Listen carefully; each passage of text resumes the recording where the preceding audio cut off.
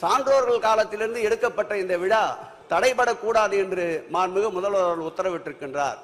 அந்த உத்தரவுக்கேற்ப zoology committee Saravana Perumal ராஜா அவர்கள் தலைமையிலே ஒரு குழு அமைக்கப்பட்டு 8 பேர் கொண்ட குழு 7, 8, 9 ஆகிய 3 நாட்கள் ஆய்வு செய்திருக்கின்றது.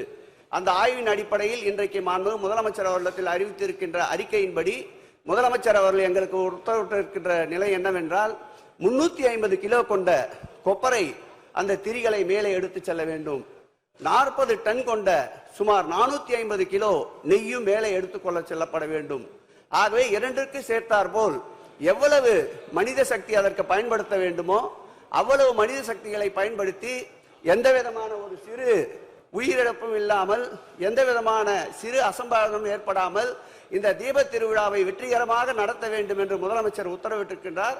ஆகவே சூழ்நிலைக்கு ஏற்றார் போல் மனித சக்திகளை பயன்படுத்தி இந்த கார்த்திகை தீபம் சான்றோர்களால் துவக்கப்பட்ட இந்த தீபம் இந்தாண்டும் எரியாத திருக்கோயில்களுக்கு விளக்கேற்றுகின்ற இந்த முதல்வர் இந்த தீப திருவிழாவிலும் மலையின் உச்சியின் மீது தீபம் எரியும் என்பதை பேரவைத் தலைவர் வாயிலாக பேரவை துணைத் தலைவருக்கு தெரிவித்துக் கொள்கிறேன்.